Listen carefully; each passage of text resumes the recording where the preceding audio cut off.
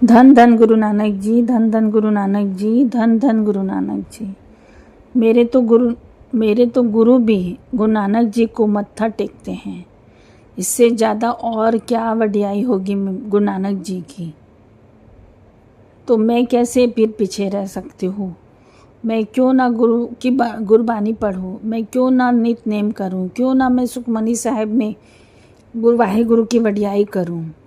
क्यों मैं पीछे रहूं जब मेरे गुरु भी गुरु नानक जी को मत्था टेकते हैं।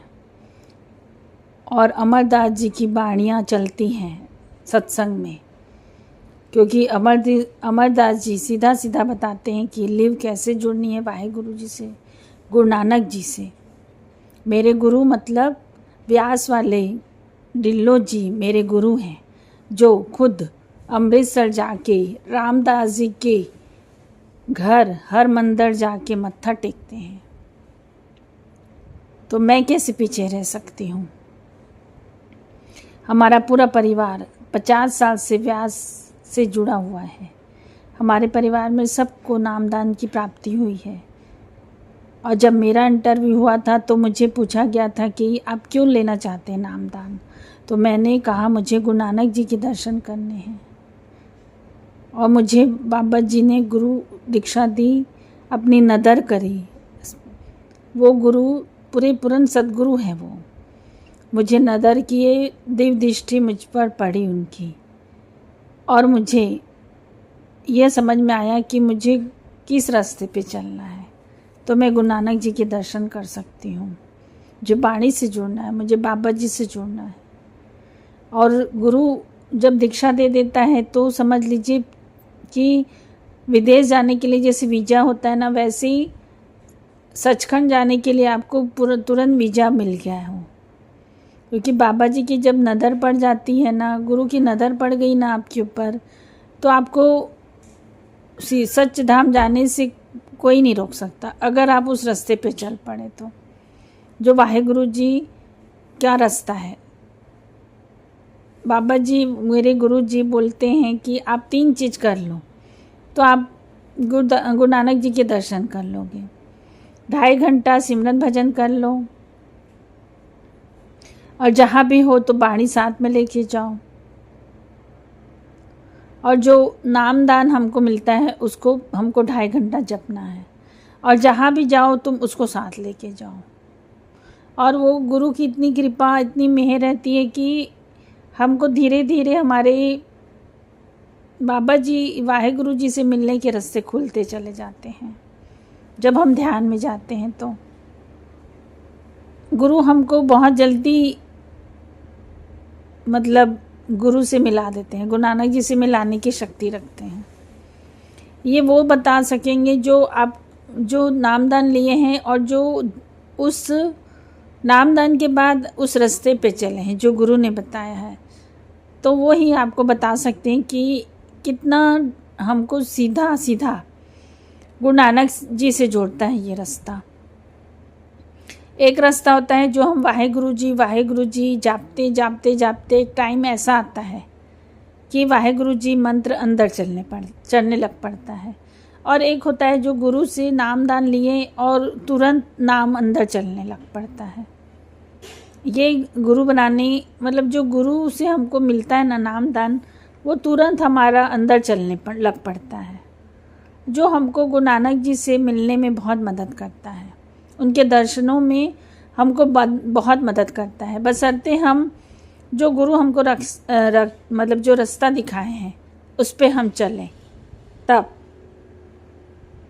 तब हमको गुरु नानक जी के दर्शन करने से कोई नहीं रोक सकता। और अगर फिर कोई बोलेगा कि बाणी क्यों पढ़ते हैं हम, जब हमको गुरु नामदान दे दिया है और हमको डायरेक्ट गुरु नानक जी से मिलने का रास्ता बता दिया है, तो गुरबाणी हम इसलिए पढ़ते हैं कि हम इस चीज़ से जुड़े रहें। हमारा उद्देश्य हमको याद रहे कि हमको गुरु नानक जी से मिलना है। क्योंकि गुरु तो अपना काम पूरा कर दिया कि हमको नामदान दे दिया, अब तुमको इस रास्ते पे चलना है। हालांकि हर जगह गुरु नानक जी भी हमारी रक्षा करते हैं और गुरु भी हमारा ध्यान रखते हैं, लेकिन हमको बाणी से इसलिए जुड़े रहना है गुरबाणी से इसलिए जुड़े रहना है क्योंकि हम अपने रास्ते से ना भटक जाएं। हमारे को अपना उद्देश्य याद रहे कि हमको बाबा जी से मिलना है, उनके दर्शन करना है। और ये रास्ता बहुत लंबा है, ये सहज मार्ग है, सहजता से धीरे धीरे बढ़ना है। गुरु भी हमको जो समय देते हैं, बोलते हैं 2-2.5 घंटा हमको सिमरन भजन में बैठना है, ध्यान में बैठना है, तब एक समय ऐसा आएगा कि आपको दर्शन होंगे या लीव जुड़ेगी आपकी। हाँ, ये है कि गुरु मेहर करते हैं तो लीव जल्दी जुड़ती है, बहुत जल्दी जुड़ती है, बशर्ते हम उस रास्ते पे चलें तो। मगर बहुत कम लोग होते हैं जो इस रास्ते पे चल सकते हैं, क्योंकि ये सहजता का मार्ग है, कठिन मार्ग है। परमार्थ का मार्ग बहुत सबसे कठिन मार्ग है।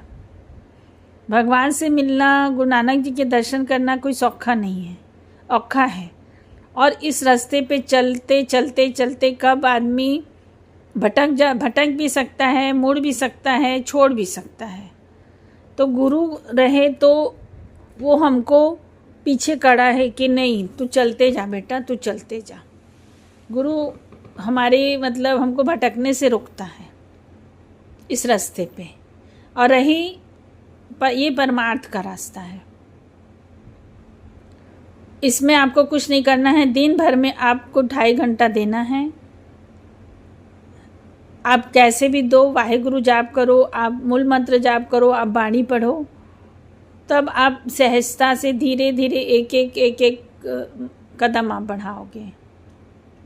और गुरु नानक जी की मेहर हुई तो आपको बहुत जल्दी वो आपको अपने शरण में ले लेंगे, अपने चरणों में ले लेंगे। क्योंकि 2.5 घंटा अगर आप जाप कर रहे हो तो आप समझ लो कि वाहेगुरु जी की मेहर शुरू हो गई है, वो आपको अपने आप से जोड़ना चाहते हैं।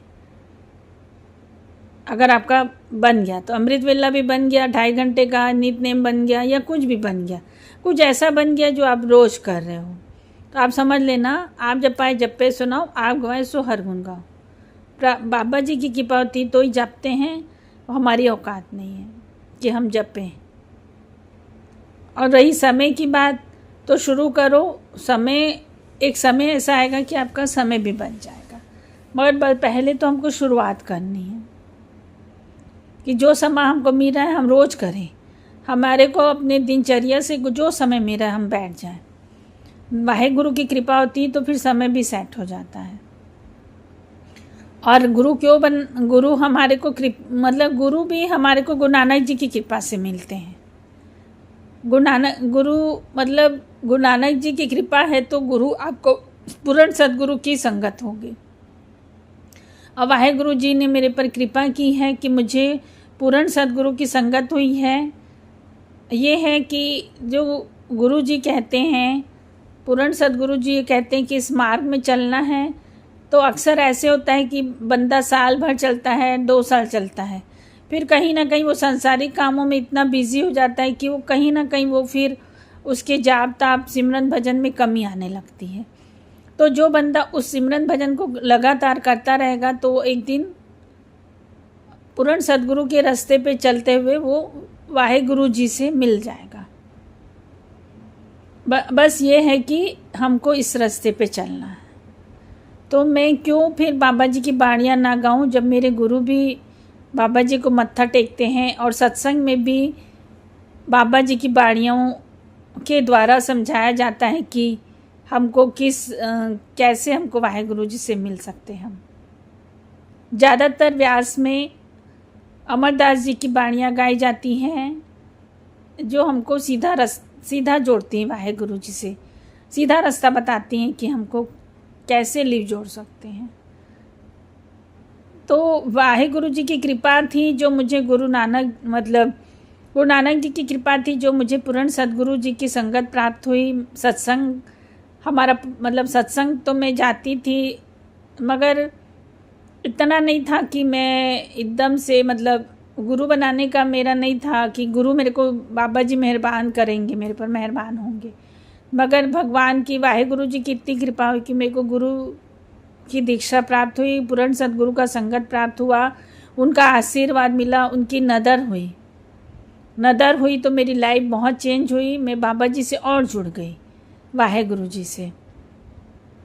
बाकी रही सांसारिक काम, वो कभी ख़त्म नहीं होंगे। बंदा मुक जाता है, काम नहीं मुकते। तो हो सके तो समय निकालो, वाहेगुरु जी के गुण गाओ, सिमरन करो, भजन गाओ, जो हो सकता है गाओ, सुनो। बाबा जी हमको हम याद करेंगे तब तो हम बाबा जी हमको याद करेंगे। हम एक कदम बढ़ाएंगे तो हमको बाबा जी 10 कदम आगे आएंगे हमारा अच्छा करने के लिए। सही रहते सही उम्र में हम बाड़ियाँ से जुड़ जाएंगे तो हमको अफसोस नहीं होगा इस जीवन का कि हम आए और ऐसे ही चले गए। हम बाड़ियों का गुण गाएंगे तो हमारे को एक अच्छा चीज़ हम करके गए, हमको ऐसा होगा। हो सकता है बाबा जी हमारे को अपने चरणों में जगह दे दें। धन धन गुरु नानक जी, धन धन गुरु नानक जी, धन धन बाबा जी, धन धन बाबा जी।